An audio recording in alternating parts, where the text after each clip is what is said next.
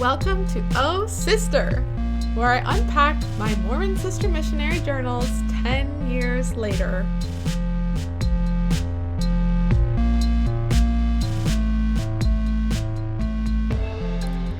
Before I get started, I just wanted to give a heads up. I always put a heads up in the description if there's something to sort of be aware of.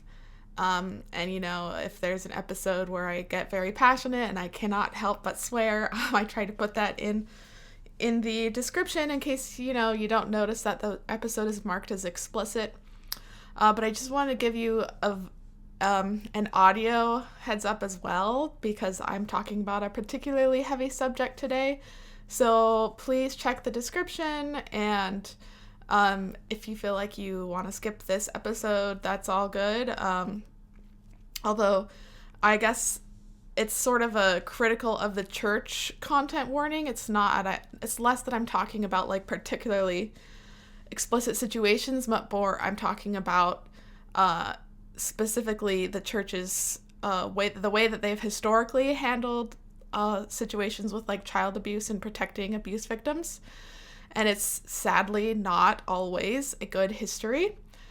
So I guess it's like a critical of the church perspective today. So I just want to give a heads up but if you can handle listening to that, I think it's really important to be aware of whether or not you're a faithful, active member, because I think this is a really important topic that we all care about. So with that, I'm going to get started. One of my most deeply held beliefs as a Mormon was how God loves his children, especially when they're actually children. I loved, for example, Book of Mark, chapter 10, 14, talks about, suffer the little children to come unto me, and forbid them not, for such is the kingdom of God. This was kind of like my visualization of what, God and Jesus, were at their core. And there's a reference to this in what was one of my favorite primary songs, A Child's Prayer. The first verse is the prayer of a child, and the second being sort of God's response, or an entrusted adult figure, reassuring them of God's response. And the two verses go together as a duet and a really nice musical moment. But the first verse ends with this. It's Heavenly Father, I remember now something that Jesus told disciples long ago. Suffer the children to come to me. Father, in prayer I'm coming now to thee. Okay, so in case you get distracted listening to words while there's also music, because I know that's how it is for some people, the message is children singing about Jesus, and how Jesus talks about suffer the children to come to me, and how they're totally giving themselves in faith to God to take care of them, and they're oh yes, Jesus loves me. Very sweet. Yes. Okay, so as a missionary, I definitely believed that abuse of any kind was terrible and horrific, both from my own internal moral perspective as well as what I believed to be church doctrine. If I had been asked to give some sort of lesson of the church's stance on abuse, I probably would have referred to Matthew 18:6 as the scripture that says, "But whoso shall offend one of these little ones which believe in me, it were better for him that a millstone were hanged about his neck, and that he were drowned in the depth of the sea." I was also partial to the popular song "Consider the Lilies." It's a really popular, special Mormon song, almost to the status of being a hymn, really, by Robert Hoffman. There's a verse that says, "Consider the sweet tender children who must suffer on this earth. The pains of all of them he carried from the day of his birth." So it's this really sweet light song, and then it gets a little bit heavier and kind of acknowledges that there's pain and suffering, and it's horrible, and the strong, deeply held belief that Jesus is there with these children and carrying them. Sorry.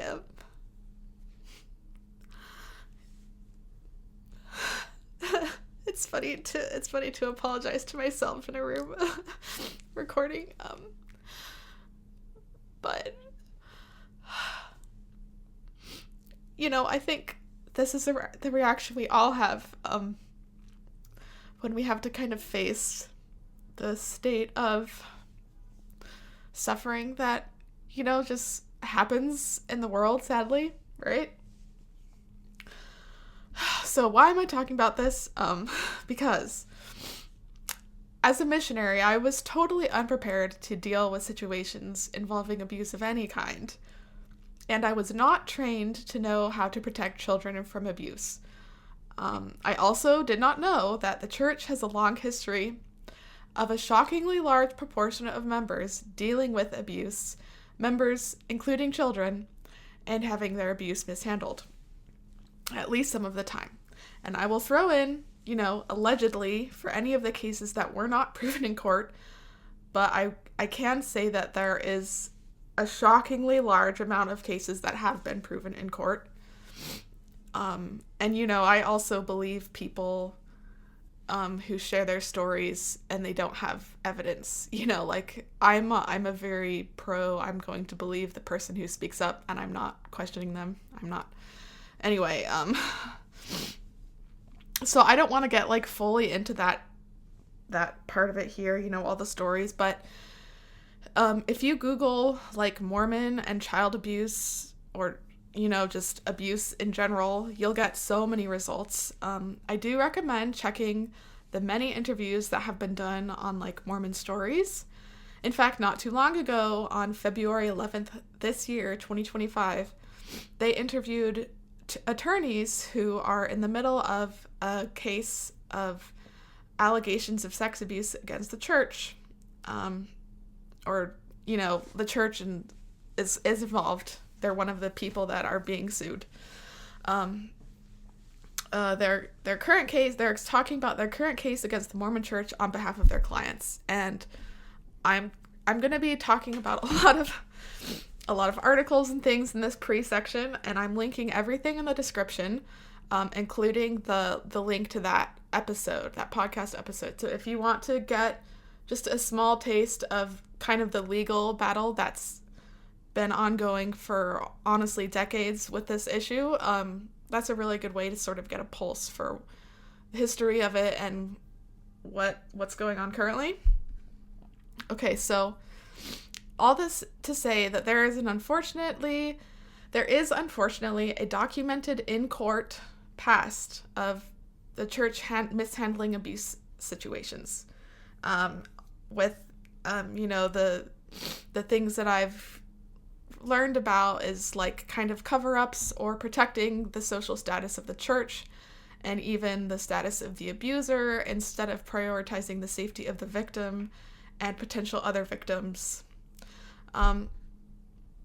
So during and after my mission, of course, unbeknownst to me for quite a while, there have been several movements of enlightened adults sort of realizing the situation and trying to step in and stop this cycle. So the first example that comes to my mind is the Protect LDS Children movement. So this was led by an active Mormon, Sam Young. I think he's from Texas. In 2017, he started speaking up about the church's practice of specifically bishop interviewing young kids, even as young as 8 years old, about their sexual purity. He saw it as grooming, and he's, gathered a lot of stories of how that was really harmful for a lot of people. And his movement of Protect LDS Children had really bad press for the church, and instead of saying, oh, this is bad optics and we don't want, but even more than that, this is bad optics, but also, wow, we don't want to hurt children.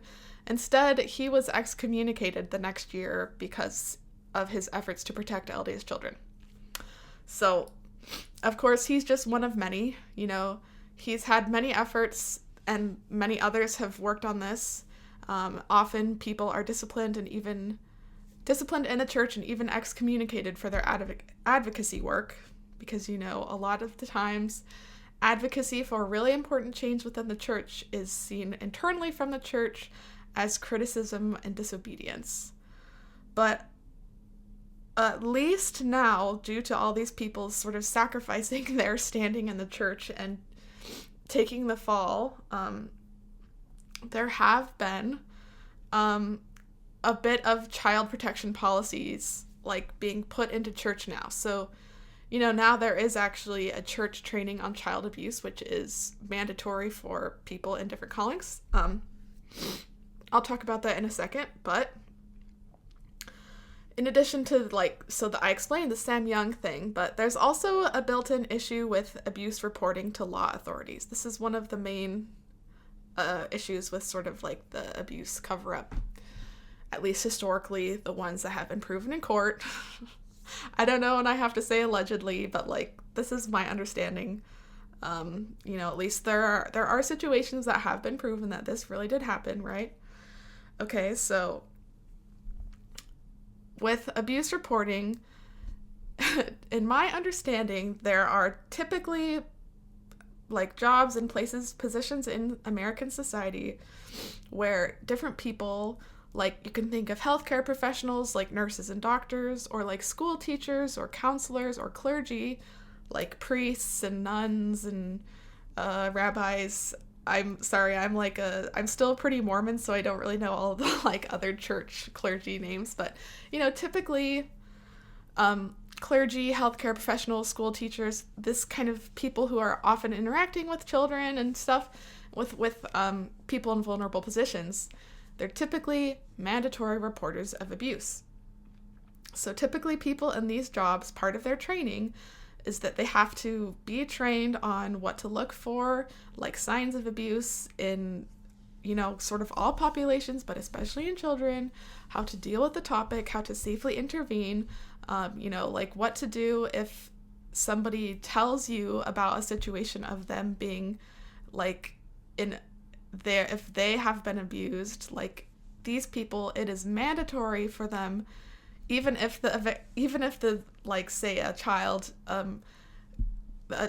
confides in their teacher and they say, I don't want anyone to know, but this is happening.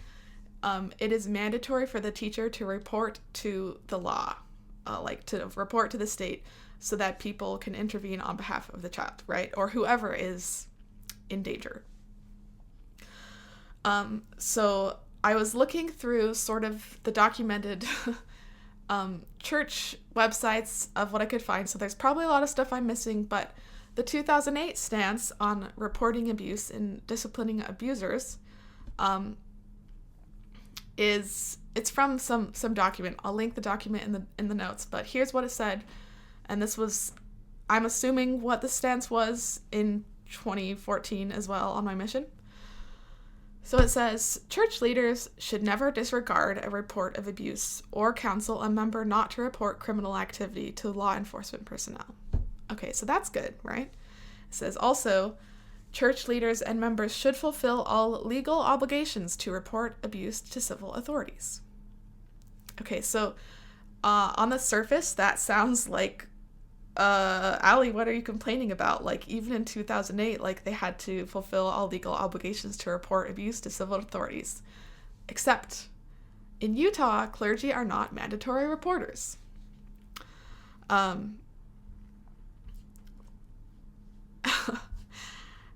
Okay, so I'll talk about that more in a second, but I want to talk about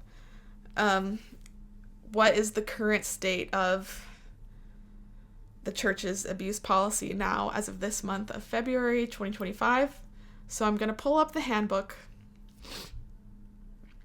So as of February 13th, 2025, here's what the official church handbook and websites say. So in handbook section 38.6.2.1, apologies, I'm going to do a bit of reading, so I hope it's not super boring for you. But it's very informative for me, so I'm going to do it. So they say, we have an abuse helpline. In some countries, the church has established a confidential abuse helpline to assist stake presidents and bishops. These leaders should promptly call the helpline about every situation in which a person may have been abused.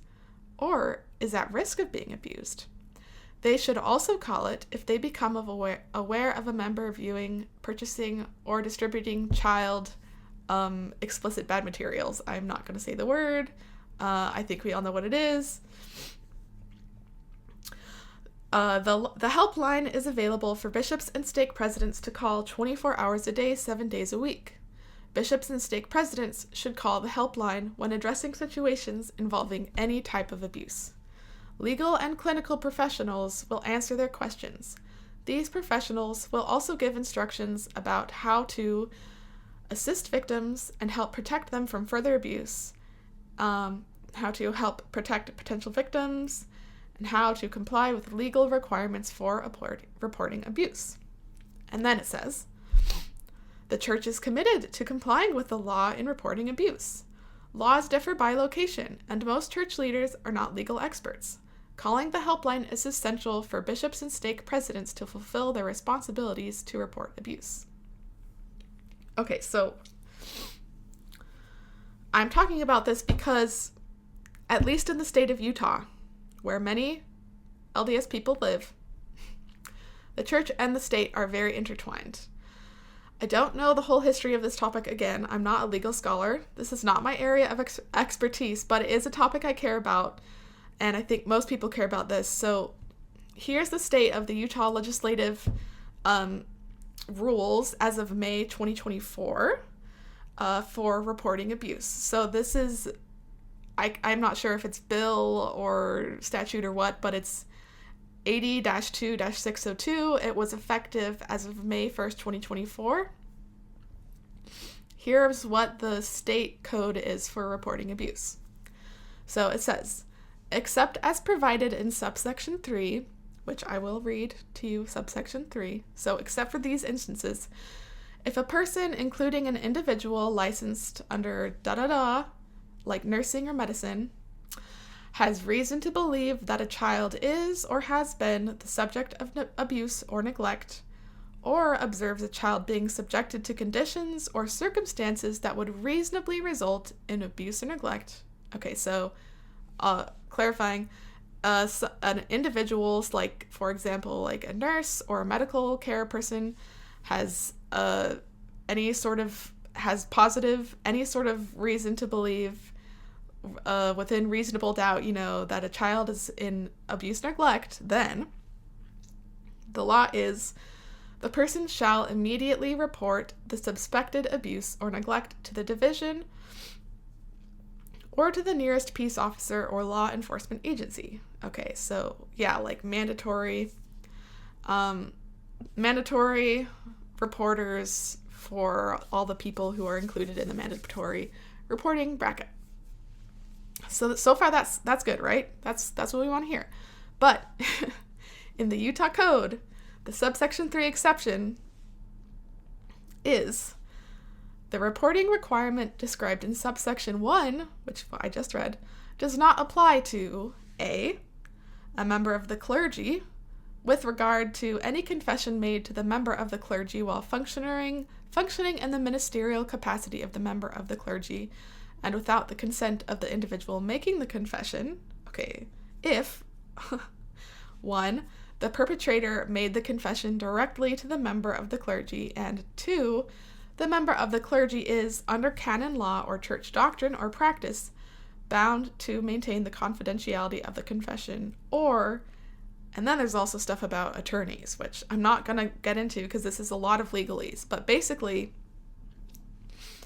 it's built into the Utah Code that if somebody confesses to their bishop, and they request confidentiality, like if someone is a child abuser, they're perpetrating child abuse, and they confess to their bishop, the bishop is not required to report this to the law. And the training that bishops get is like just first thing, if anything about abuse comes up, like child, adult, young adult, whatever, what you do is you call the church's helpline. And remember, the other exception within the subsection was like stuff about attorneys, and on the helpline you talk to attorneys. So there are also ways in which if attorneys for the church find out about abuse, well, they might be under some some of the reasons where they don't have to report either, right? So it's like the church in Utah, if you're a bishop and you find out about abuse, you're not a mandatory reporter in a very common situation in which abuse can arise, in a very common situation in which knowledge of ongoing or potential abuse, happens, in the bishop confession situation. And also the resources that are provided for bishops in Utah is to call the church's helpline, which they're going to talk to an attorney, and thus the other group of people who have the exception of not having to be mandatory reporter under certain conditions. Okay, so in other words, there's this specific out of reporting where you are urged to follow your local and state laws. And in Utah, a state that has a very strong influence from the LDS Church, it is still the law that specifically clergy are not mandatory reporters in a very common situation. Okay, so this is not looking good, right? But, the church did recently implement a training to help protect children from abuse, so, maybe they're trying to make good changes in this way. Who has to take the training?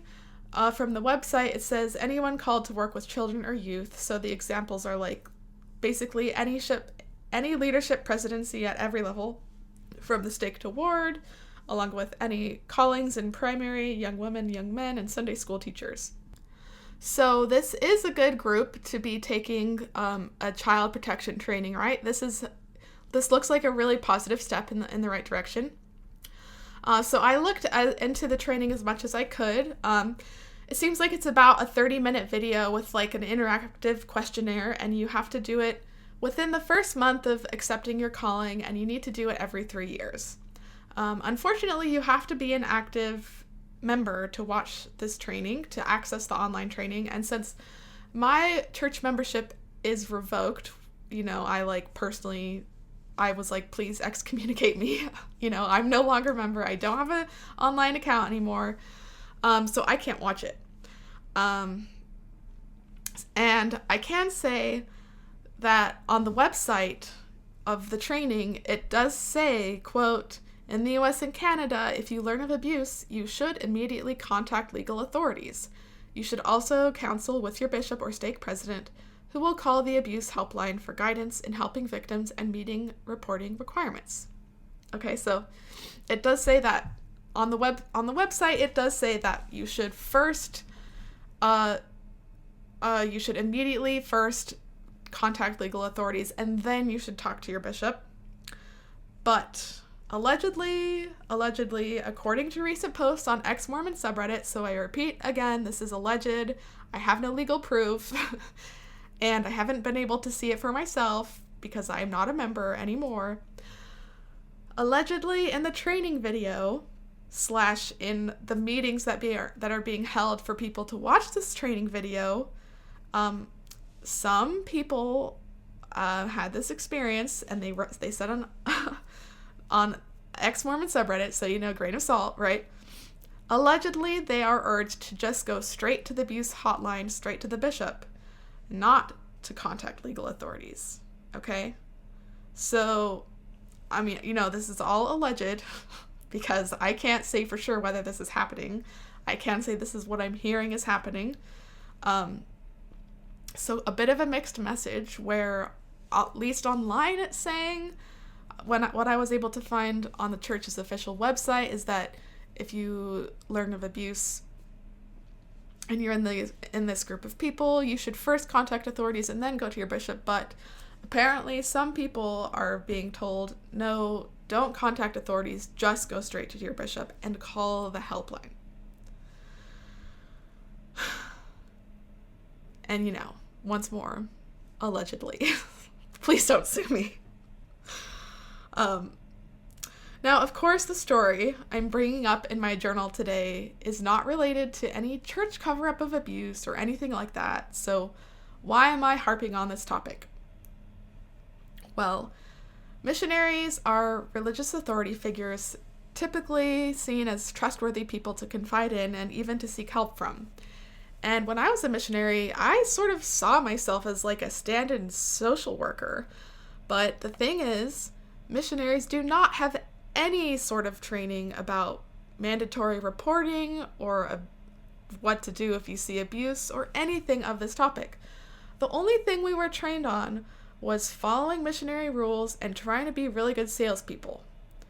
So, inevitably, situations occurred and still occur, just like it happened to me, where we come across people in vulnerable situations, and sometimes even children, and we are totally unequipped to step in and get people the help and support that they need, and even the protection and safety that they need. And it broke my heart then, and it breaks my heart now. My deepest regret from my mission is the times I could have actually been in the right place at the right time, and I saw something that was off that was going on, and I could have been the someone to step in and save someone and help them and get them out of a bad situation, get them the support they need, and I didn't. I wasn't trained to look for this. I wasn't given any resources at all. It wasn't the church's priority for me.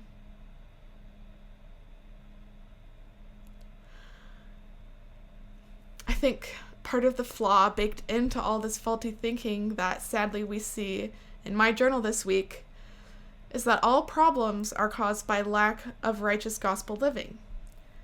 And so the way that we rescue people from abuse is by getting the gospel into their life. Unfortunately, from what I've just been talking about, as well as what we see in our own real life experience, that's just not the case. Abuse happens in and out of the church, and the gospel doesn't save people from abuse all the time. And if someone is in an abusive situation, whether or not they're living a good Mormon life, that's not going to protect them. They need outside help.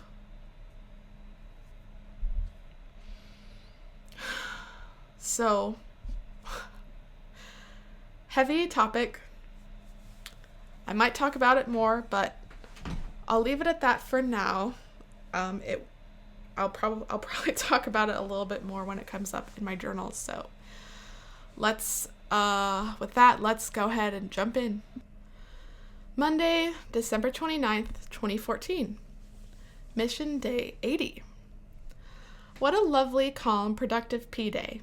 It included every aspect that I hoped for, except for a nap. But I could have used one if I'd wanted. I think that means I could have taken a nap, but I just didn't, because I don't know. We did study and laundry at the Martins' home, after which we did our emailing at the public library. We only have an hour and a half when we go there, but I was smart and organized my email before going, so it was way easier to write. Sneak peek, the header was Christmas and the Plague. Most of our MSF funds were used earlier this month on apartment supplies. Fortunately, Heavenly Father still took care of us by telling Sister Carecas, that's Brenda, I haven't said her last name before, Sister Carecas to give us a load of groceries a few weeks ago, which meant I only had to purchase eggs, butter, and cheese. Yay for short Walmart trips. Today was a too tight, too scarf, too coat kind of day. We went to the super nice car wash where people hand dry your car, but it was still pretty hard to open our doors when we got home. Also, it was so cold today that the little snack baggie of vegetables from Sister Weiss froze. After 1.5 hours in the car, we had frozen sticks. So crazy. Around -7 degrees Fahrenheit, without wind, fortunately. I've really been having strong desires to, quote, magnify my homemaking skills, unquote, i.e. scrub a shower lately, so I got to clean the bathroom while Sister Johnson did everything else. It was the first time we got to deep clean this apartment. Lovely. Now I can lay on the floor and not come up covered in who knows what. We've been working on listening to our new stash of Christmas CDs. I had a lot of fun with Inside Out's Innocence CD today, smiley face. But as usual, nothing beats Motab. When we stopped by Emily Bartlett's to get Jessica's address, or maybe to give her Jessica's address, she invited us in to do a lesson, and we gave an impromptu plan of salvation to her daughter, Jane. I did better at focusing on the lesson, not on the super cute little baby, Nevaeh. It can be hard to remember that our purpose isn't to appreciate and support cute babies. Also, cleaning today was surprisingly distracting, just because I kept being excited to be a mom with a house and a schedule to clean it.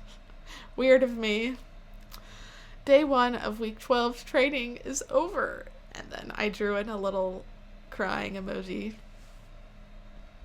Wow, what an interesting Monday. Okay, so first of all, it's funny that I'm like, this is such a lovely, calm P day, and I'm trying to find all these secret blessings of not having enough time to write our emails and then running out of money for food. So I guess, it was the end of the month, so we got part of our, we pay money, X amount of money every month to be on our mission, and then some of that goes back into a missionary fund, bank account kind of thing for each missionary, and you get, I can't remember how much money it was that you got for all of your food and stuff.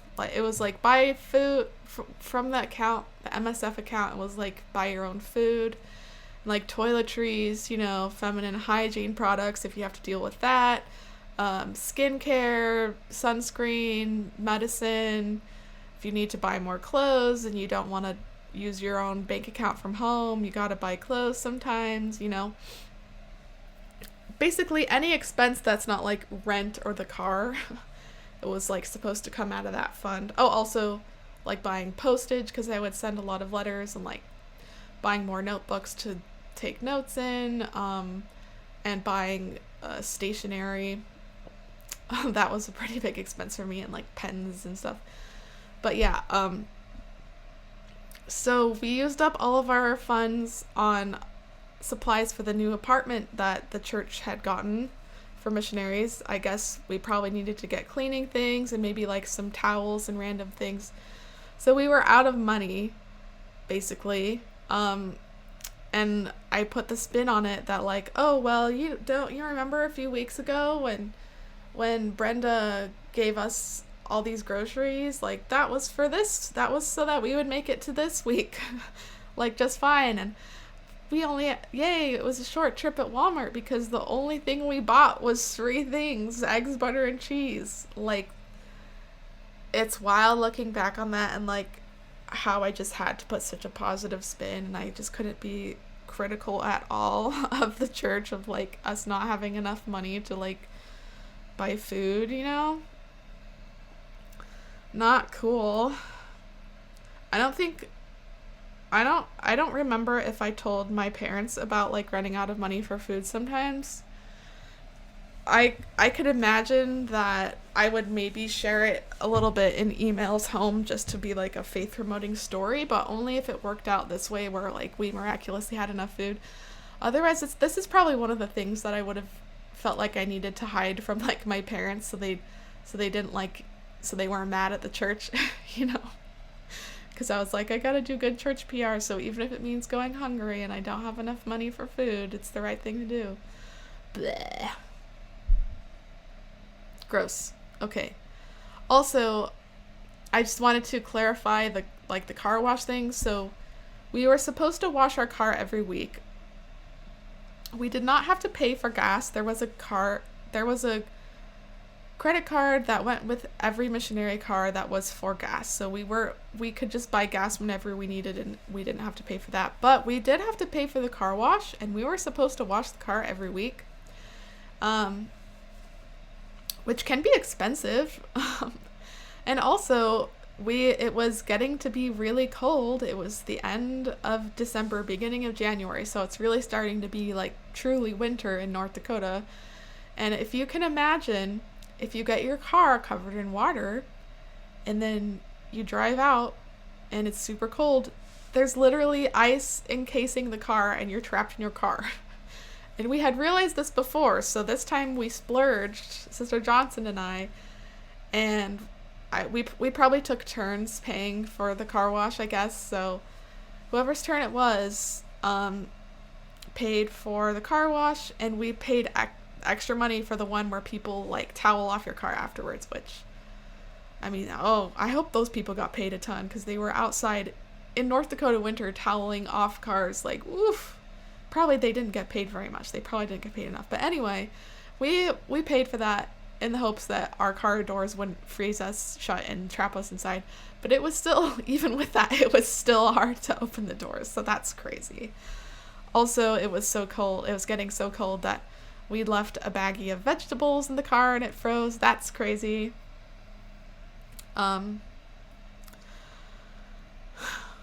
I want to talk about, okay, so 2 more things from this day. I just noticed this weird little slight that I keep doing in my journals that I don't think I brought up yet, and I find it interesting. So often when there's like this hierarchy of how I write people's names in my journal. If they're not a member at all, or they're investigators, I'll just write like their like first name, last name situation. If they're like a member, I'll put sister this, like, and then of course if they're missionaries, it's always only sister or elder. But there's this weird situation where, like, so if there's a recent convert, I kind of bounce back and forth between sister and like their first name. So like Brenda was a recent convert, so she was sort of being phased into being treated by missionaries on like a first name basis versus like sister basis. So sometimes she was Brenda and sometimes she was Sister Carikas in my journal. But there's also Sister Bartlett. I wrote her in my journal as Emily Bartlett. She was a full lifelong member, but she was a single mother, and it looks like I had some internalized misogyny, and I did not see her as like a full faithful Mormon woman because she was a single mom. She didn't have the priesthood in her home. Isn't that that was shocking to read that and realize like how I was not giving her the title of Sister Bartlett, because I was like, oh, well, she's not really totally committed, like, she's not, like, totally in it. I find that now to be abhorrent, but I have to point it out, because it's a real part of my missionary experience. Okay. And then, the last thing is, it's week 14 on my mission. I guess I'm getting used to it, and now I'm starting to, like, I don't know what it was. Was I just reading my patriarchal blessing? And like, I know it talks in my blessing about how I needed to magnify my homemaking skills, and that would give me a lot of joy. So maybe that was it. Or maybe I was like trying to eat some humble pie and not get too big of a head for being a sister missionary, and remember like, I'm on this pedestal of power now, but I need to be ready to be a wife and a mother. Like, I'm not really sure where it came from, but all of a sudden I'm like, I gotta like focus on the like homemaker within me, and I'm like getting really distracted by babies, and like I'm trying to teach a lesson to a 7-year-old, but the whole time I'm just like, there's this cute baby over here that I just like want to watch her, she's like being cute and I want to play with her, but like, I gotta teach this lesson to this other kid. Yeah, and just the line that I wrote, cleaning today was distracting, surprisingly distracting, because I kept being excited to be a mom with a house and a schedule to clean it. Like, what? What? How? What? Tell me, name one 19-year-old woman who's like sitting there and she's like excited to clean and she's just daydreaming about being a mom with a house to clean and schedule it. Name one 19-year-old woman who is thinking that, and it's not because she wasn't brainwashed her whole life from a church to do that, Like, I think I think most young women who were my age at that point, who hadn't been raised in a really conservative religious society, they would not be focusing on wanting to like clean their apartment to practice to be like a good mom. That's not developmentally what's normally going on. So that really stood out to me as strange and very sad for myself. That is a pretty notable moment in, I think, my slide towards extreme orthodoxy and conservatism. Okay, Tuesday, December 30th, 2014, Mission Day 81. Wow, what an awesome day! We had some appointments fall through, but with the help of Sister Johnson, I kept my attitude up, and we had a grand time finding. Our lesson with Daniel/Lynn was pretty good, even with the distracting factor of Colleen and Nehemiah. I'm so glad I watched like all of the Mormon messages before coming out, because during comp study, the Holy Spirit was able to bring a specific one to my remembrance. It was Sanctify Yourself from Elder Holland, and it went really well with the gospel. Okay, I'm sorry to jump in because I know it could be confusing if I'm like jumping in the whole time and interrupting the narrative, but that was a lot of missionary lingo that could be really confusing if you're not super tight with missionaries. So let me just translate that sentence for you. Okay, we had a lesson with the sort of inactive member Lynn and her son Daniel. We were teaching them the lesson, the gospel. It was distracting with the two little kids there, but still went well. I was glad that before my mission, I went and watched all the Mormon message videos, which are like really short themed sort of propaganda little lessons, or, you know, like little short Sunday school message bites that you can watch, and we liked to use them during our lessons because it was like a short, powerful way to, you know, feel strong emotion, you know. And this, and I thought of, during our companionship study, while we were studying and preparing for this lesson, I remembered, or the Holy Spirit brought to mind, the Sanctify Yourself video, which was a talk from Elder Holland. It's a very powerful, or at least that was at the time, quick video about some kids out like playing sports, and there's a story that it's like narrated by Elder Holland, one of his conference talks, I think, and they're showing the story that he's narrating of kids out playing some like football or soccer or something. One of them is struck by lightning, one of the kids, and fortunately, like the coach or whatever, he was like living righteous and worthy, and he like he'd been good, and he hadn't been like, you know, like masturbating or whatever. He did drink coffee, so he was worthy. He had sanctified himself, and he was ready to go. And in that moment of disaster and potential tragedy, give a blessing to the young man who had been struck by lightning, and you know, bring him back to life. Okay, that's kind of the story. And it went really well, I believed, with the gospel. Okay, so I'll keep reading. We actually had ward coordination at the church, since the Turtle Lake elders happened to be in Scranton helping a brother move. But Brother Strauss is from Turtle Lake, so it was still over the phone. But during the meeting, the elders talked about how they wanted to talk to Brother Shipley, a super cool RC, recent convert, about getting his patriarchal blessing, and I realized we need to get one for Brenda. So we're going to talk to her about that. Smiley face.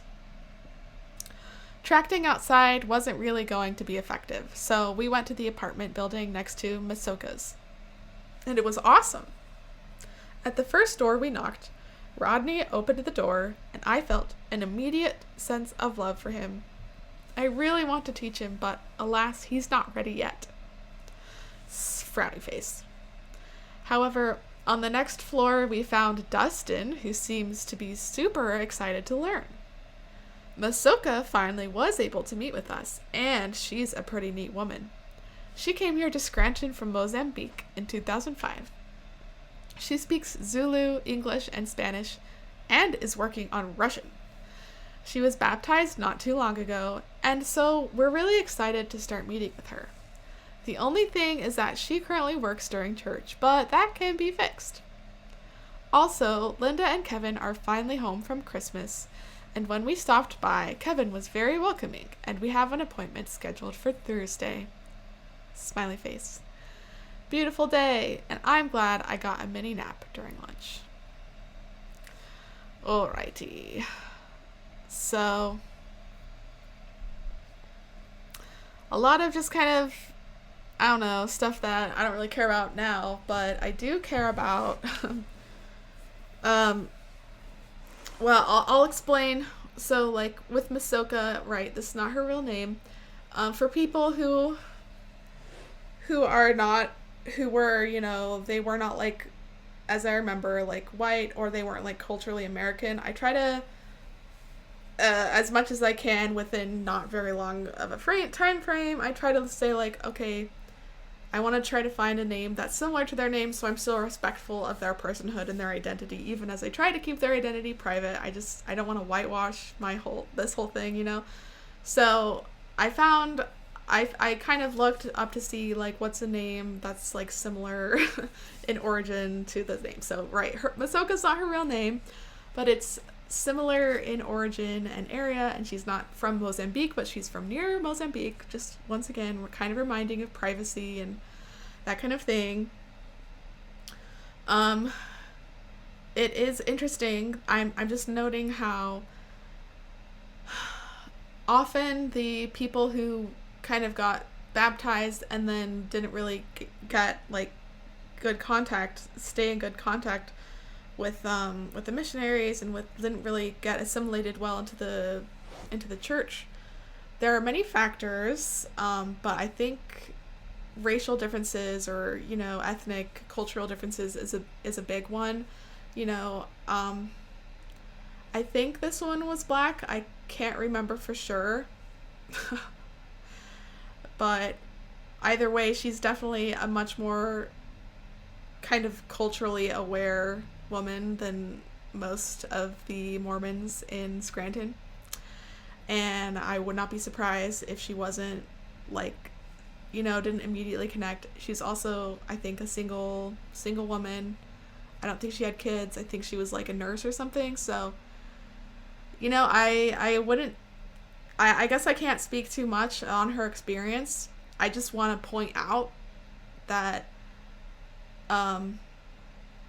the missionaries, like I as a missionary and the previous missionaries, I'm noticing a pattern of will happily find and baptize anyone. But there are some people that we kind of give up on sooner than others, and it seems like there's a pattern of, like, we were really good at getting, like, we were always trying to, you know, trying to keep, you know, we were super active with Brenda and, like, all these other, you know, kind of more, like, the white people, the people who are, like, more, you know, they weren't immigrants, you know, they were, like, culturally from the same area, whatever, whereas other people, we just kind of would give up on them, and they were just kind of a number. So, I probably, some of that, I didn't say it well even now, but I have to say something because that was something that, you know, kind of flagged my attention. Also, how unfair of me as a missionary to say, the only problem is she currently works during church, but that can be fixed. Like, that's so unfair. And so judgy, really, of like, all right, well, you know, she has to be coming to church to be a good Mormon. Like, we need her to come into church. And of course it was more for our numbers than really for her situation. Very selfish of missionaries, but also, like, who are we to say it's easy to not work on Sundays? Like, if she was a nurse, as I remember, like, it was probably really important for her to be able to work that shift, you know, like, I know nursing schedules are crazy and insane, and it was wild of me and us to assume that that was just, like, no problem whatsoever, you know? Ugh. Okay, let's keep going. Wednesday, December 31st, 2014, Mission Day 82. The end of 2014, alas! I really like writing 2014. It's funny, because we kept forgetting about how people celebrate today, and we would get confused when they said, Happy New Year! District meeting was pretty cool. We learned about commitments through role plays and principle, which is totally my current favorite way to learn. We used Luke 6:46-49, smiley face. Also, we gave the gnome paperwork to the Binford elders, and we are all now official. We are all working within our ward boundaries. Good news. We finally met with Jessica, and while she is still fighting a hacking cough, her desire to be baptized is unmoved, and she is on date for the weekend of the 17th. Wee-hoo! We had dinner with Brenda this evening, which ended up being not so good since we didn't have a lesson, but good since we helped her be unlonely, smiley face. She made pork nachos, and I'm very full. And there is a picture. My hair felt gross all day, so I went ahead and just showered. I didn't open the bathroom window this time, though. I just couldn't face the wafts of cold air and resulting icicles. It was a good day. Alright, not a ton to say about this. So in this week, we finally get the explanation of why the heck did we suddenly just leave Nome and move out of Nome and move to Scranton and ditch Nome for good.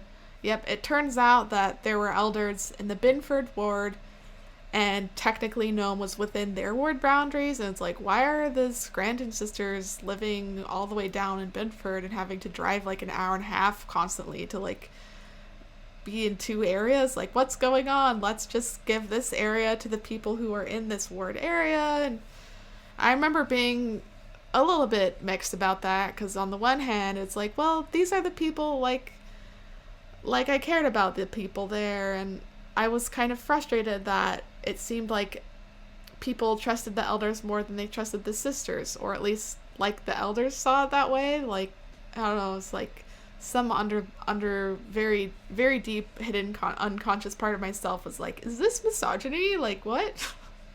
But also it was nice to not have to go to Nome anymore, because I was also, I didn't totally like it there, even though I cared about the people there, and I was kind of annoyed with the Krugers, right? So for better or worse, you know. Also, I gotta say that how strange to be in the missionary mindset where you don't even realize it's a holiday because you're so focused on being a missionary. It's like we kept forgetting that it was like, oh yeah, it's like today's like a holiday or something, and people are like, Happy New Year, and we're like, wait, what the heck? Like, you're not trying to talk to us about Jesus? What's going on? That's like, if that's not a blinder on the eyes, I don't know what is. And then this is just, perks of being in North Dakota. So we had the little shower with like the little window to let out steam. And I guess we tried to always shower with the little window open, to like let steam out of the bathroom, because no vent. But it was so cold, when it's like nighttime or morning and you're showering and there's like negative 30-degree air, just like, it was okay. So it was like a sort of half apartment, so there was room for the air to be going. It was like air at the ground level was kind of where the window was, so ground level air was just like flowing into the bathroom. And it was just like so much freezing cold air and steam and like actual icicles like forming and at the windowsill. Like, not great. Ugh, yeah. Okay, Let's go on to Thursday, January 1st, 2015. Mission Day 83. We went to Brenda's home for Sister Johnson to Skype her family. It was very fun to watch, and she was so tough, she didn't even cry, just let her eyes well up a bit. I also took a short video for the sake of posterity. Then we ate huge yet delicious omelets, but it took so long that it used both our lunch and dinner hours. Weekly planning was painful today, just because it took 4 hours. Blech. We decided to skip dinner and just go out. We got a few potentials, and we also stopped by Gwen and Ed Alton. They live by the church, who ended up letting us in and becoming good friends. We need to remember to call them in 10 years, and we're going to tell each other what we're up to. Gwen is quite the hoot, smiley face. We shall have fun. Tomorrow I will set in motion my master plan to be obedient to the White Handbook. Currently, I've been driving and Sister Nielsen backs. She believes in the 3-foot backing rule. That was in quotation marks. But before Sister Elliot left, she expressly told me about how she's been trained that none such rule exists. So tomorrow we'll call the mission office and have them make her into the designated driver.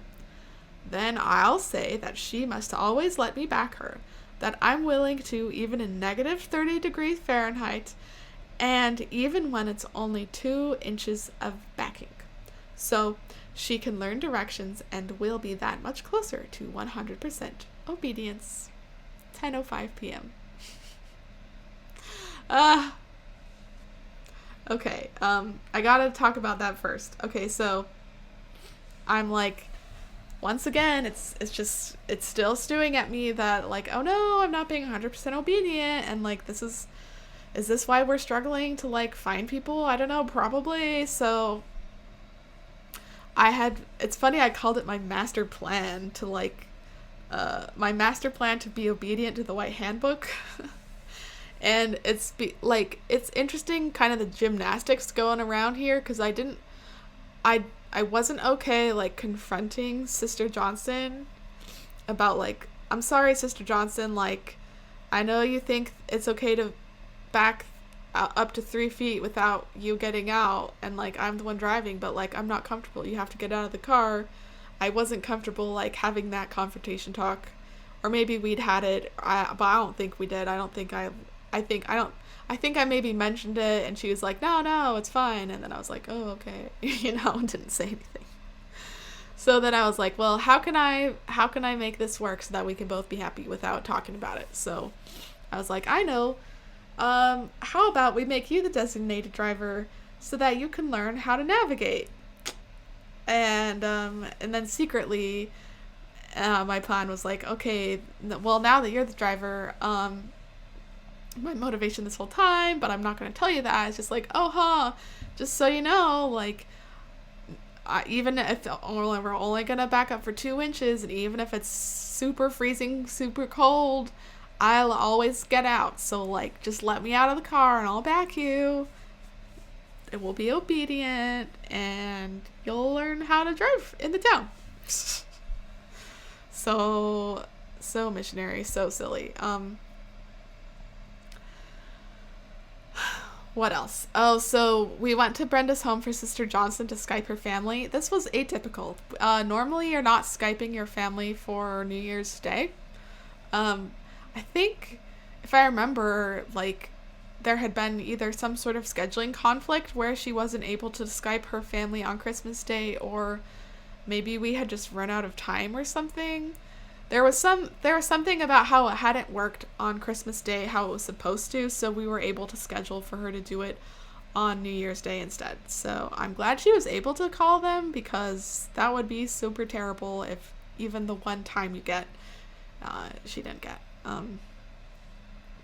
Then a couple more things of this day.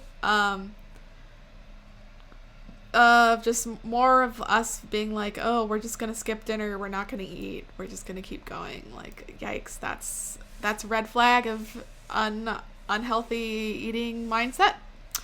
And then talking to Gwen and Ed Alton. So it's been 10 years, And I actually just sent them my 10-year letter. It's like, oh, hey, Gwen and Ed, it's Sister Finlinson. Here's my update of 10 years. Surprise, surprise. I'm not Mormon anymore. So that's kind of fun. So I'm excited. Hopefully they still live there. I'm excited what comes of that. But here's kind of where it all began. Isn't that wild?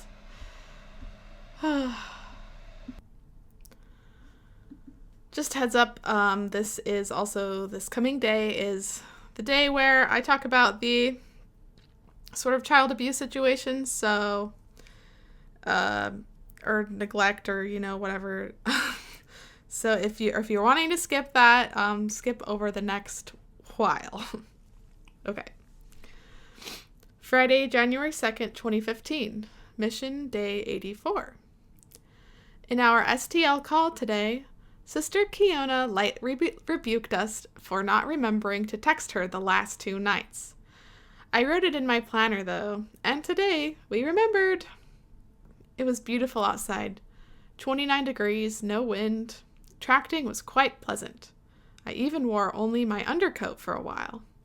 Apparently, it was the warm before the storm being actual normal North Dakota temperatures. So 2 skirts tomorrow, probably. We had a kind of last-minute lesson with Jessica at 7 o'clock tonight, since we had nothing in our evening planned. After driving around southwest Granton searching for a redacted address and finding none such, we drove back over to read scriptures. She turned out to be babysitting for her friend who was at work. It was honestly terrifying to watch. I'll leave out the specifics for privacy, but I went on to describe a situation of watching the young children interact with each other with disturbing violence. I think I ended up jumping in, extricating one of the kids from immediate danger, and trying to get their older sister involved and comforting them since I wasn't allowed to hold a child. After this, the kid's older sister just held him on her lap, but I'm truly worried about that family's future. The 2 older girls, though, are so strong. I can't remember the older girl's name, but she came to read scriptures with us when her little sister, Amber, read with me. I guess they take care of each other. I hope we can teach their family. We left them with a copy of the Book of Mormon. Sister Johnson is now officially the designated driver. We had to do a picture, of course. Okay, so that's the day. Before I talk about, the whole situation, I will just point out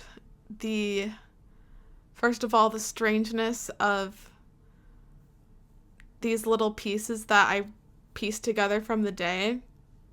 I did spend the majority of my time writing about this strange experience, but I guess I was like, I don't want to have that be the only thing I write about, so I guess I'll write about some other stuff, like before and after, to kind of try to soften the blow and make it feel a little bit more normal. Also, I'll mention, I forgot that we were supposed to text our sister training leaders every night, but I guess that was a sort of protective measure that they had for the sister missionaries. I can't remember if the elders had to text any leadership, but I don't think they did. But I could be wrong. But I know, I wrote in here, like, the sisters, we were supposed to text our sister training leader every night. I think just so that they knew all the sisters had gotten home safely, which, pros and cons. At least they're keeping track of us, right? I won't get into it too much because pretty heavy topic for the rest of the day, which I will get into now, of course. So, yeah, obviously this situation wasn't about, members of the church being involved in, an abuse, neglect situation. It was a situation we were kind of finding our way into as, looking for investigators, looking for members. I definitely, it was shocking to me. I can remember, I still remember what happened. I'm not, I'm not going to say the specifics of what was happening, just partially because I don't want to have like, I don't want to be like getting monetization, not like I get money from this, but I don't want to be getting like content from someone else's like trauma. That's like not cool to me, you know, like it's not, you know, that's not mine. It's not my story, like it's not my childhood, right? So I, and all, you know, also just to protect, you know, that information really should be confidential, but I do remember it, and I remember how shocking it was to be just a young woman in that situation and to be a missionary in that situation, and the kind of conflict of like, oh no, like what do I do to help? So I at least felt like empowered enough to like go in and literally save this child from like, you know, from like imminent danger. I was able to go in and save this child from like, you know, potential really bad things, like mortality, you know. At least in that moment, but you know, I guess the way these kids were playing was obviously, you know, they were acting out. Children in, you know, I'm not saying that people in poverty are evil. I'm saying people in poverty are more likely to experience trauma and less likely to be able to have that addressed in a helpful way. So, like, there were too many kids being with this woman who was babysitting, you know, like, for the community that she had. The women would babysit for each other, but none of them had enough resources or enough money or support, or, you know, like, it was just everything piled on the situation. So even in this moment, there wasn't a lot I could do to help this child and these children, really. You know, I wasn't allowed to, like, a child in distress, I wasn't allowed to, like, pick them up and hold them and, like, hug them while they cried, which is terrible. Like, that doesn't feel good, right? But, you know, that's a good safety protection to have for children. Like, I do think it's good that that's a rule, that the missionaries cannot hold children. But also, like, long term, I knew I couldn't really help these kids, and I felt like I wanted to help them. You know, and the only tool that I had was give them the gospel. So I feel that I, in a deep way, let down these children. You know, obviously I didn't have the tools and the understanding to step in and help the way that they needed. But still, I was more of an adult than they were, and I really wish that I had been able to walk into that situation, see what was going on, and realize, oh my goodness, like, Jessica, you need help. Like, this situation is not working for you. You're not able to take care of these kids, and these kids need help, and probably the kids you're babysitting, like, their parents need help. Like, let me get you help.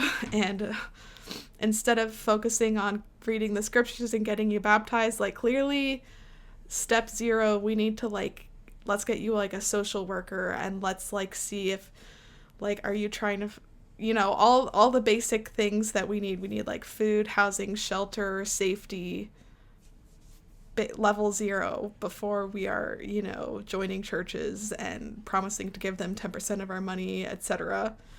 I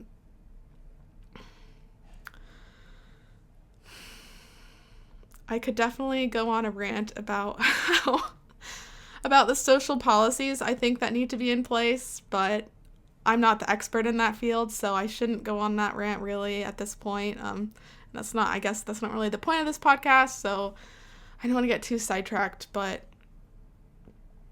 I guess I'll focus in on the misaligned desire to help. So I could see that the situation was bad. I could see my immediate intervention wasn't going to change anything in the long run. I knew that there was already a dynamic of these young children having to sort of try to take care of each other in the best way they could, but they were obviously too young to be taking care of each other. They were just little children, you know, like they can't handle this responsibility is too much. And I pointed out in my journal that the older girls are so strong. She came to read scriptures with us. Like, I thought she was feeling drawn to, I thought she was like having the wisdom of children to be drawn to the gospel, and like as a child who's like innocent and closer to God, she could tell that like the Book of Mormon and the church was like the missing light that she needed. But no, Sister Finlinson, OhSister, that child, those two girls came to sit with me because I came in as a de-escalating, like, sort of adult authority presence. And I was like, oh, let's change the vibe. Let's do something. Let's calm down. They're probably, young girls growing up in a bad environment, probably were already prone to people pleasing and fawning. So they probably saw me saying, oh, let's sit down and read. And they're like immediate, like, oh yes, we want to be safe. We were going to sit down and read with you. Like, I think I was very much misreading the reasons behind why they were acting that way. And I was using it to confirm my belief that the Book of Mormon and like the Mormon church and everything was like what they needed. And that they felt drawn to it by the Spirit. When in reality, they were super young children in need of adult intervention, and in need of, they were super looking for any sense of stability and security. So of course, when someone came in, stepped in to help their little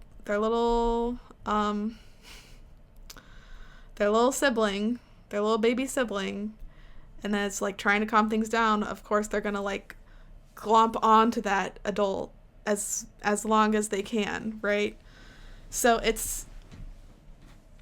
I'm sickened by the situation. I'm not sickened by myself, but I am sickened by the attitude that I had of like, I guess they take care of each other. I hope we can teach their family. We left them a copy of the Book of Mormon, and like, I'm sickened by the attitude that the gospel is the answer to every problem, especially the thinking that the gospel is the answer to like dysfunction and abuse and neglect.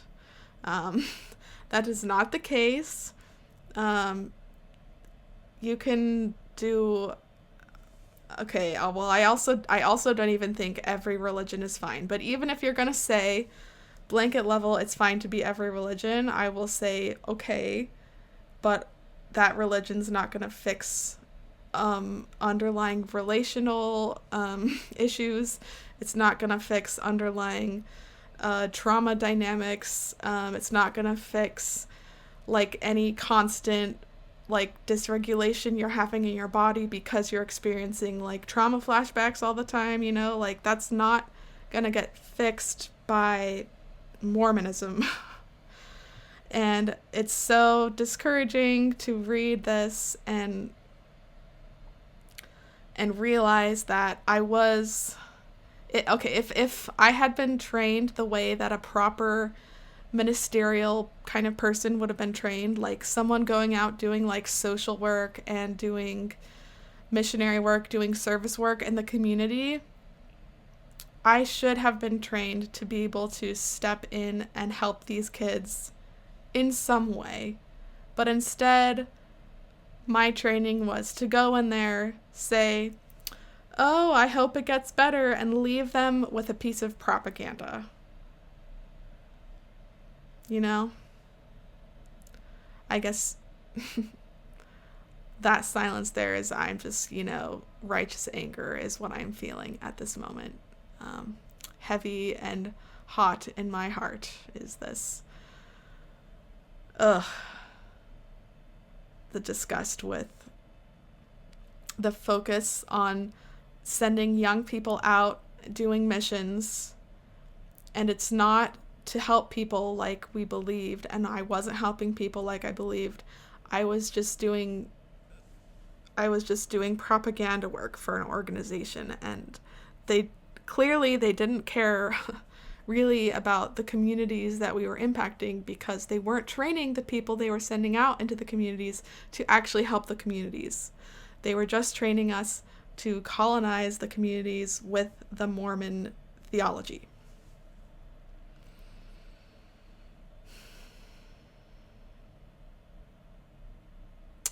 So, I guess another thing I want to say about this topic as well, before I continue on, is I want to say, if you have seen something like this happen, if you were also someone who went into a situation and you didn't know any better and you didn't help, like, it's okay. Like, take a minute to, like, put a hand on your heart and tell yourself, I'm sorry, I didn't know better, but, like, it's okay, and I can learn better now and do better in the future, and it's not my fault. Even if even if I, as an adult, am responsible to help those who are less fortunate, less empowered than I, if I didn't do well, if I didn't do right in the past, that doesn't mean I need to beat myself up about it now, and that doesn't mean I can't learn and do better in the future, right? And I also want to say, if you were one of those children, if you were in a bad situation growing up and adults would come in and just sort of gaslight you and say, like, either not say anything or just say, like, oh, you just need XYZ, you just need this church thing, and not actually stepping in and getting you to the safety and resources and help that you needed. I can't speak for the whole world, but I can speak for myself, that I'm sorry that happened to you. You deserve better. Everyone deserves better. It's not your fault. I believe you.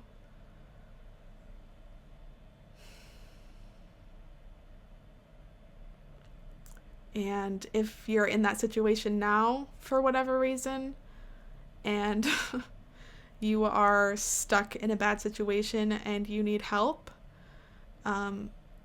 it's not your fault. It makes sense, in fact, that you're in a bad situation. I'm sure everything in your life has led up to this point, to that you are disempowered and you are trapped and you are, for whatever reason, stuck in a bad situation, and it's not your fault, and it's okay to get help, and please reach out. Libraries have really good resources if you have access to your local library. You can try different churches, although I don't have a good track record with churches personally, so you might want to be careful with churches. But if you have access to, like, a doctor or sort of, civil servants, if there are any trusted adults who are in positions of authority that you can reach out to, please do, because I promise you're worth it, and I promise you have value, and I promise that I bear my testimony. This is my testimony now. My old testimony was, I don't believe my old testimony anymore, my old testimony of when I was a missionary, but my testimony now is that you are loved, you are lovable, you are valued, you are valuable, you are worthy, you are worth effort and time, you are worth being alive, even if you contribute literally nothing into the workforce or anything. Just the fact that you are here now gives you worth and value because you are a living, breathing human being. And anyone who tells you otherwise is not worth having in your life. Anyone who tells you otherwise is wrong, and I promise you there is a place in this world where you can be happy, So please keep holding on. Please reach out for help. I promise there are people like me who care, and even better, people who, unlike me, are trained to help you, people who know exactly what you need to do, people who've been through what you've been through. I'm rooting for you. We're all rooting for you. We all care for you. Yeah. So, let's keep going. Saturday, January 3rd, 2015. Mission Day 85. Winter has taken its icy grasp of Scranton. It's -7 degrees Fahrenheit outside and about -30 with wind chill. All of our appointments fell through, and we could only handle shoveling a couple driveways before we had to just drive around all day looking for stuff to do. We shoveled Carl's driveway, and when we were about halfway done, he actually came out to get started. We had a conversation about how he's been feeling unsure, but we'll meet with him tomorrow and help him learn how to use the Book of Mormon to feel the Spirit. Also, in our hours of driving around trying potentials, we stopped at Sadie's address. Sister Elliot and I had tried them last transfer, and no one had been home, and I didn't really want to go back. That's why Heavenly Father is in charge, because when we knocked, her son Jonah answered and said that she'd actually passed away in October. His dad was gone, but he said we could come by later, around 6:30. So after dinner, we drove back up the hill, and while his dad professed to be a staunch Catholic, he also let us in and scheduled an appointment for tomorrow night. Actions speak louder than words sometimes, and true doctrine will change lives. I had a very fulfilling last session of training.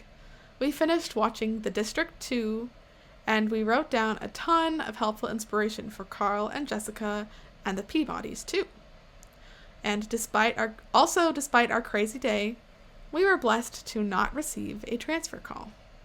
Smiley face.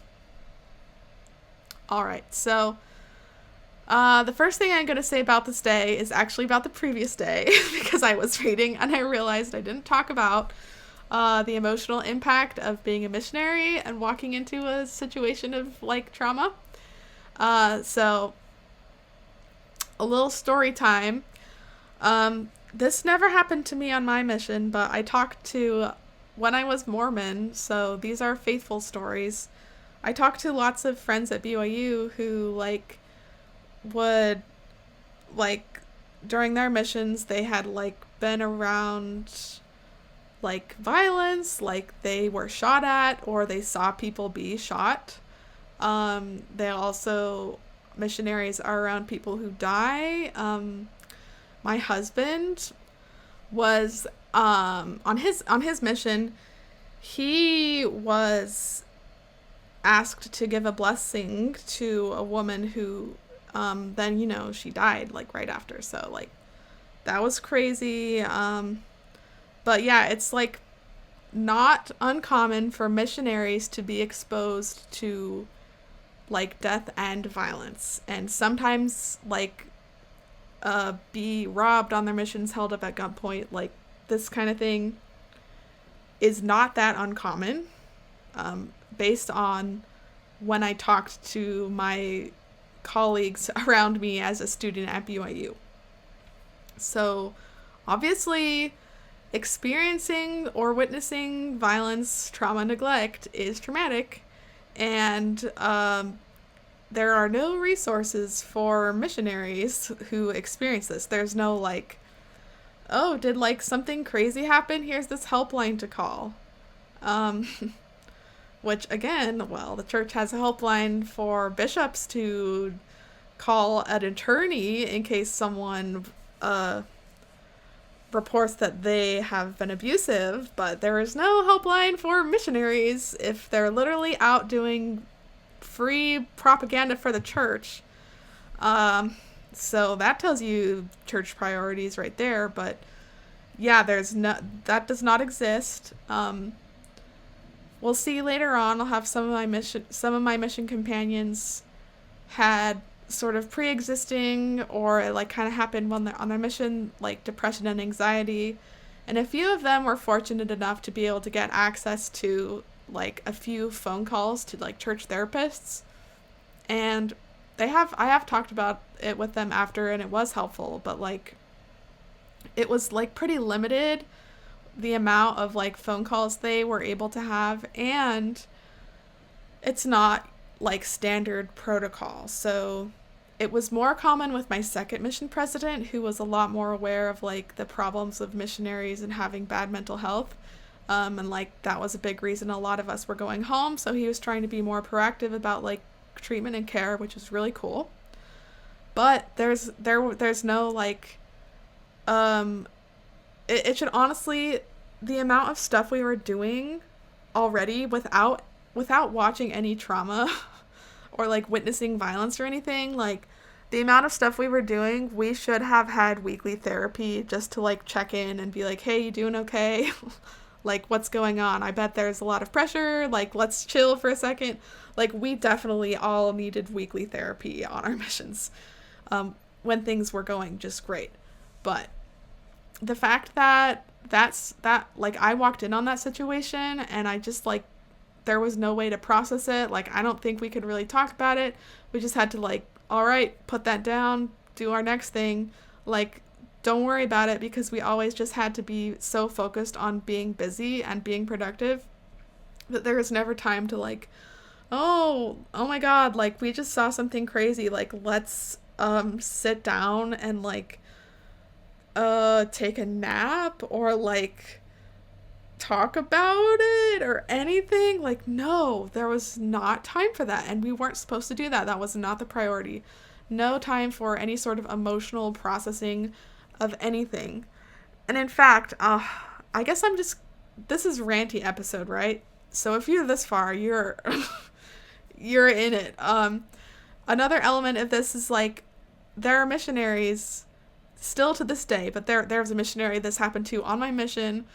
There are people I know where, like, if your family member dies when you're on a mission, they encourage you not to go home. It's, like, explicitly written in the mission president's training that they're supposed to discourage missionaries from going home for funerals. Like, it's in the church handbook. You can look it up. Like, they say, like, you can go home, but mission presidents are supposed to discourage missionaries from going home to their own family members' funerals. There was a missionary it was either in my mission or the mission right next to my mission, that their whole family died in a tragic accident, and they did not go home for the funeral or like anything. They stayed on their mission. That is, I'm sure now they are so fucked up mentally from that. Like, putting the church's missionary work over your own family's death is so wrong on so many levels. And it's the expectation. It's written in the handbook and the church guidelines and church culture. On my mission, when I heard this story, I was like, wow, this person is so strong and so righteous and so faithful. And like, I don't know if I would be that strong. Like, we all looked up to them for this. It was like, it's so toxic, but it's so built in to give everything for the church, with no regard to how you're doing.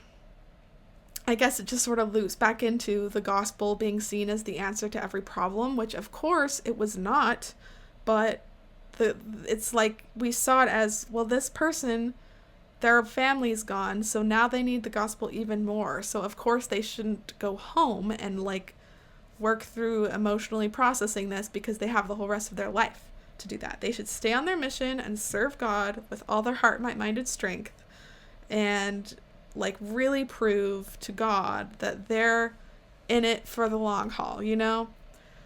But that is such a big act of self-abandonment. Like, putting any organization over your own emotional health in that way is not healthy. Particularly at that level. I would say at that level, 100%, you are dealing with a cult. If you are doing a trip where you are paying to be on the trip to do propaganda for an organization, and your family dies while you are on the trip, and the organization says, it would be better for you to stay here and continue to pay and do propaganda for us than for you to go home. It will be better for you if you do not go home. That is a cult, and that's not good for you. Ugh. All right, so I'm wrapping up this rant by saying it was not good for me, and it was not good for Sister Johnson, and it was not good for any of the missionaries who had this kind of situation where we witnessed a bad situation. There was no debriefing, there was no decompressing, there were no resources. There was not even an assumption that we would need resources, even though this kind of stuff happens all the time if you're just walking into wherever the random heck you are going. So I think that's really fucked up. And I didn't want to keep going without saying that it was really messed up, and I just had to try to ignore it and live on the rest of my life. So now that I said that, we're going to move on to the rest of what happened the next day, because it's also fucked up, of course. So let's learn about it. Okay, so the first thing I talked about, to remind you, it was super cold. There was the rule that if it was negative 30 degrees, either with wind chill or, without, just if it was negative 30, that's kind of like the cutoff for we're allowed to go outside, but we're not really supposed to go like knocking doors very much because it gets too cold. You can't be outside for very long before you get like frostbite. So you have to if you're gonna be outside a long time, you have to have your car there with you. Your car probably has to stay running, or your car is going to get too cold and maybe have a hard time starting. So in this kind of day, we would go to a street, leave our car running, and then go knock a few doors. Or in this case, we were what are we gonna do? We were probably both kind of fucked up from the situation the night before, so we didn't really want to talk to anyone, so we ended up just shoveling people's driveways because we had to do something. We couldn't just sit around doing nothing, but okay, this is service, so this is something to do. Yeah, so negative 30 was about the cutoff. When it was negative 60, we were not allowed to go outside at all. I don't think it gets that cold during my mission. I had a kind of warmer time, but so we were shoveling people's driveways, and then Carl came out, and he was probably really glad that we'd been shoveling his driveway because he was older and also just cold. So no matter how old you are or whatever, it's nice to have someone shovel your driveway. We talked, he opened up, he said he's kind of been feeling unsure about everything. And we were oh no, don't feel unsure, just remember to use the Book of Mormon to feel the Spirit. I've talked about that so much, manipulation, manufacturing emotion, all this stuff. I'm not going to talk about it, I'm just going to point out that it was happening. And then, I mentioned we are blessed not to receive a transfer call. So that just means every transfer, which was every 6 weeks, there was the potential for one of the companions or both to be transferred or moved to a different area, to a different companionship. And you never knew what was going to happen. Just on the last day, it was you just kind of had to wait and see if you got a phone call. And maybe your whole life was about to be uprooted and maybe not. So it was just kind of a stressful day of waiting. But for this day, it was, we were literally had just done one transfer together, and it's pretty typical to do several together. And also, in addition to that, Sister Johnson was technically finishing being my trainer. So, of course, usually you're with your trainer for 12 weeks. I'd only been with her for 6 weeks. So, yeah, we were probably not going to get a transfer call, but you never know, but we didn't. So that's what that was about. So now let me talk about the other kind of fucked up thing that happened this day, which is we were tracting and got someone's name or something, and no one was home. I don't exactly remember. We were trying to get in touch with them, and then of course we go there and we get in touch with their child. Ugh, missionaries talking to children. Oh boy. Who then it turns out he's like, oh, actually, she's my mom and she just passed away a few months ago. And the disgusting thing about that is that the missionary reaction to that is like, hooray. Like, oh my goodness, here's someone who's like in crisis, like we're told to look for.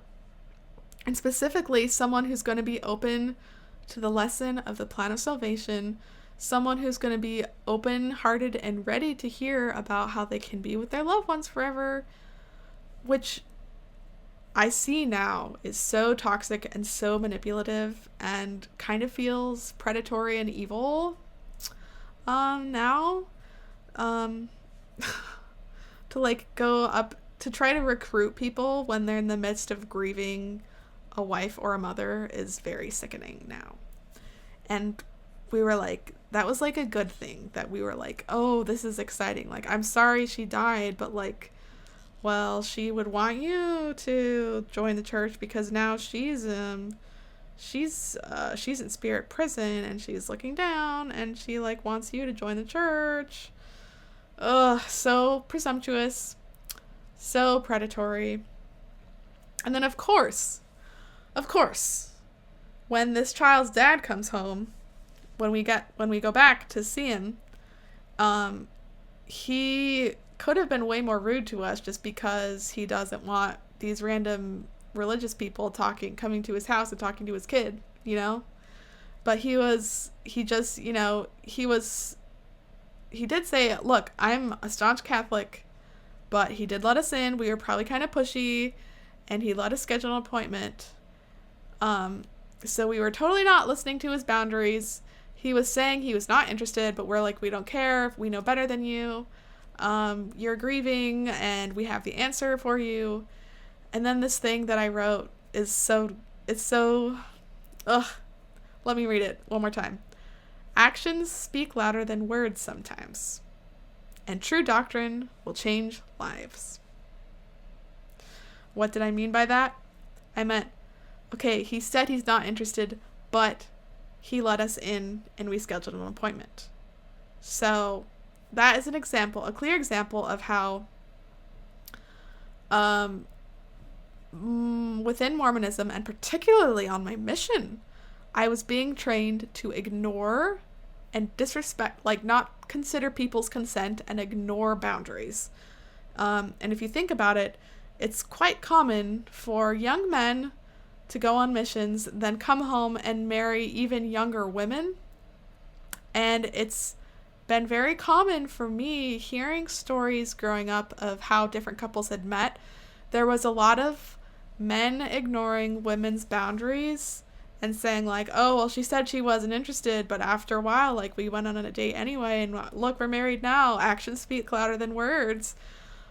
And the problem with that is actually the word was the boundary, and then you ignored the boundary and you pushed, and there was no consent, and now there's this uneven power dynamic, and someone's no is not being listened to, and now all these people are married. Ah! Okay, and so, but this is built into Mormonism, but it is amplified on our missions when we're trained to push past people saying no. We're trained to push them into committing. We're trained to push them constantly. Okay, so that's icky. And also the line, true doctrine will change lives. Also icky, because I'm saying he believes in Catholicism, but it's wrong, and I'm right, and his wife is dead, and if he joins the church, it'll change his life because he can get sealed to his wife and have her again. But I'm in really what if you take a step back and you look at that interaction, the Mormon missionary is being very presumptuous and saying, I know better than you. My beliefs are more correct than your beliefs. Your beliefs and feelings are not valid. Mine are valid. And that's not a good dynamic. Need I say more? I think not. Let's go to the last day. Sunday, January 4th, 2015, Mission Day 86. Today was so good. So we barely remembered last night that today was Fast Sunday, but I fortunately already had a focus in mind that I was able to fast for. So this transfer, I'm really focusing on being guided by the Spirit. And I fasted for help focusing/discerning. And the fruits of my fast have already begun to unfold. It was about -30 degrees Fahrenheit with wind chill. So when our afternoon appointments fell through, we just sat in the car and made phone calls with the heat up full blast. The Saffords had us over for dinner, and we learned that even their older daughters are getting questions about religion at school. So we're going to have them write them down, the questions, and we'll help them with answers next Sunday. We had a sweet lesson with Darla and Jim about faith. A few weeks ago, we'd planned it out in Alma 32, and it worked out super great because the outline and questions were written in our scriptures, so we didn't have to go back to the old planner and try to figure out what we wanted to learn about. We left at about 6:45, and I was feeling lazy and thinking that the cold was a good excuse to not go try this guy at the trailer park. Thankfully, Sister Johnson was more dedicated at that point and suggested we go over, and I silently rebuked myself for ignoring the Spirit after having just ended a fast for guidance. We drove over, took a cute video of how cold it was, then parked outside. Sister Johnson talked for a moment, and I could have sworn I saw a shady guy, just a glimpse, duck behind the man's car, hence bringing immediate freaking out inside. I told Sister Johnson, but she looked and didn't see anyone, and I looked and didn't see anyone. We decided to go for it.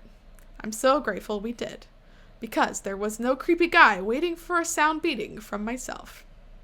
Instead, after an awkward pause of 30 seconds of waiting, Kyle opened the door and stood on his doorstep, just to talk.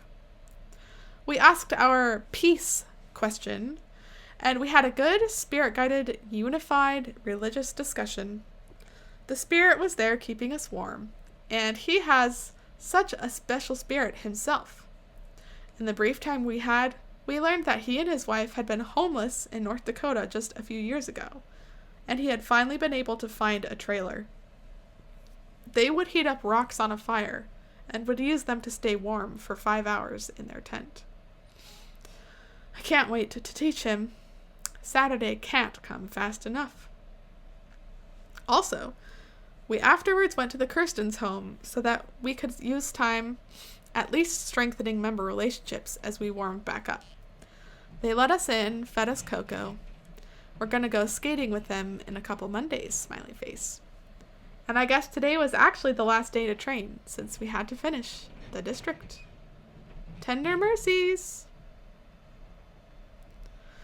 Phew, wow. Okay, some bombshells in this one too, my goodness.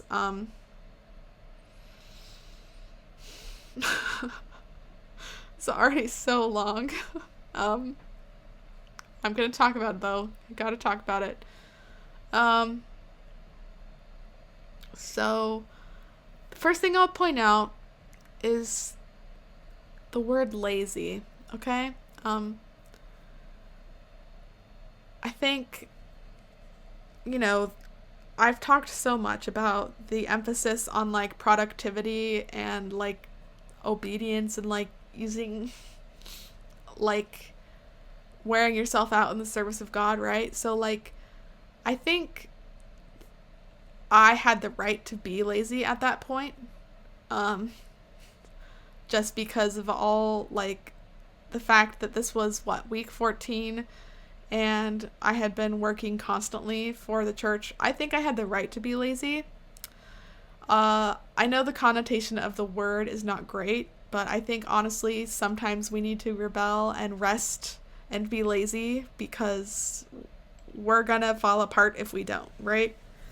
But also, I think though the use of the word lazy was a way to reframe and shame and push aside my true needs that were coming up, which was I was at a breaking point, I think. And I really needed rest. And it was super cold, like even outside of all the context of everything that had just happened for the last 14 weeks, the fact that it was negative 30 degrees in North Dakota, and I didn't want to go outside is fair. Like, that's a good excuse to not go bother people when it's that cold. But then I also had to put in that I was feeling lazy, because I think I was just like, this feeling that I have of not wanting to do stuff, like, this is from Satan. This is not like an internal boundary of mine saying that I'm pushing past some sort of healthy natural limit and I should stop and take care of myself. No, this is from the devil, and he's trying to convince me to be tired and lazy and not a good worker for God, not a good missionary. So, of course, Sister Johnson was, of course, more dedicated, and she got us going. And, of course, I rebuked myself for being so lazy, which now I'm like, I don't think you were being lazy, but even if you were, you could be lazy sometimes, but, ugh. Also, the fact that I'm, like, getting jumpy and, like, hallucinating, or, okay, not really, like seeing stuff out of the corner of my eye, like, being hypervigilant of danger, I didn't realize it at the time, but now I'm like, yeah, that makes sense. Like, I just witnessed trauma, like, violence, of course, now, and I didn't do anything to sort of process it. I was just like, oh, well, let's keep going. Of course, I'm starting to, like, go around and see and predict, like, violence all around me. That's, like, how trauma works. So I'm seeing here some threads of increasing hypervigilance and increasing anxiety, which, of course, I've already got the missionary anxiety and perfectionism spiral going of, like, seeking reassurance and then being anxious and seeking reassurance and being anxious. But now it's just got amped up because we just had this crazy traumatic experience and we didn't do anything about it. So now the anxiety is going to be not just like, oh, I'm worried I'm not doing enough. Now it's like, uh-oh, are we in danger? Like, that's a bigger anxious level. So that's now going forward, every time I'm anxious, I'm being more worried about, like, my actual physical safety. So that's going to be even more exhausting and wearing over the rest of my mission. So that sucks. And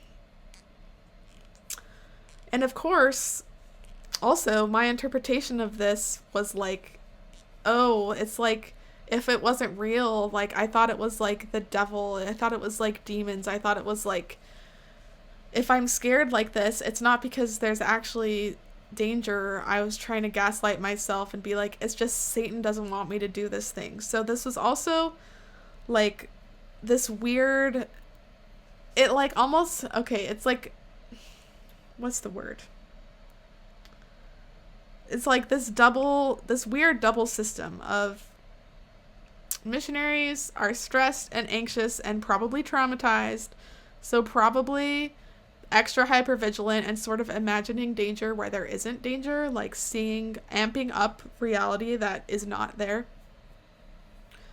So, but also, if they are actually in a dangerous environment, more likely to think, oh, I'm just being influenced by Satan. Like these feelings that I have of nervous and fear, I have them all the time, and they're wrong. And when I feel anxious about going and talking to someone, that's the devil, that's Satan trying to get me from doing God's work. So I need to push past it. I need to like the self-gaslighting of like, oh, don't listen to this boundary. I'm going to go in this dark, scary place anyway because Satan's trying to keep me to not do it. So yeah, there are times on my mission going forward when I definitely put myself into bad situations, ignoring gut feelings because I was like, well, I have this all the time and it's just Satan trying to deceive me and keep me from doing God's work. When reality, like, okay, most of the time I was just like on this crazy anxiety trip, but sometimes it was actually a bad situation. I shouldn't be in there and I needed to be able to tell, but I couldn't discern it. And it's funny that I was like, the focus I'm going to study on this whole transfer is I'm going to focus on discernment because I felt like I needed more spiritual discernment. And what that meant to me was I need to be more anxious and on edge and like emotionally wild because that's how the Spirit tells me what's going on. When really I needed to be more emotionally regulated, and then I would have my internal system would be better attuned to telling me when I was truly in danger and when I was truly safe, you know? Totally backwards. I remember meeting this guy. He was really cool. There's the element of like classism here. So I hadn't been in the situation of like living in a trailer park before, so I definitely like was not really comfortable in this environment, and I probably had extra like being afraid feelings because we were in a trailer park and I had been, kind of socialized to think that like poverty was like dangerous, which in reality the people who live in the trailer parks are probably more likely of like trauma and abuse from people who are not living in poverty, right? But that aside, this guy was so cool. He was so real. I feel bad that he had to interact with judgmental missionaries who come across him and they like learn that he's like survived homelessness in North Dakota, which is like, if you haven't been in negative 50-degree cold, like, you just don't understand how cold it is. It's like, it can get so cold there in the winter that if you're outside for like a minute, it starts to like hurt your body permanently. And there are people who survive that for years, and also a lot of people who don't survive it. But, the fact that I got to meet this person who had like he was getting back some stability was incredible, and of course we were like these two kind of judgy missionaries who grew up like more middle class, and we like totally didn't get it, and we probably said rude things, and he was the better person, and he stood there. I actually wrote, the Spirit kept us warm, but literally he stood there with his door of his trailer held open, and we talked for a while, and we wouldn't go inside because of our rules, so he had to sit there. This man who had just gotten himself and his wife out of homelessness, he had to sit there with his trailer door open, letting all of his warm air out for minutes, for a long, it was a long discussion. And I had the audacity to write that the Spirit kept us warm. It's like, no, it was this kind gentleman who was willing to open himself up to and talk to me. And it wasn't the Spirit. It was his heater, Ugh. And then, of course, also, like, coming across someone who's getting themselves out of a bad situation, although honestly he still was in a bad situation, but it was like, oh, this is gonna be such a good faith promoting story for the gospel. It wasn't like, wow, what an incredible person who survived in spite of the systems that we're living in. Like, no, it was just all credit to the church, you know? Just, I wrote about his story, and then I said, I can't wait to teach him. Like, I was like, well, he's made it this far, but like, really, I'm excited because the biggest thing in his life is about to come and he doesn't even know it yet. And it's the gospel, and it's the Book of Mormon. Ugh, my goodness. I could not feel differently. Oh, I could. Ugh. The gospel, the Church of Jesus Christ of Latter-day Saints getting into this man's life was not the blessing that I believed it to be at the time. I hope he has had many wonderful things in his life since then. I hope he and his wife are doing very well. I hope they found the stability and the safety and security that they deserve. And I hope he never got baptized.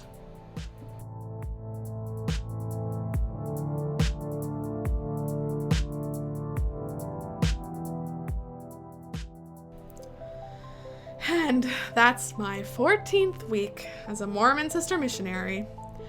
Make sure to subscribe to this podcast if you want to continue following my story.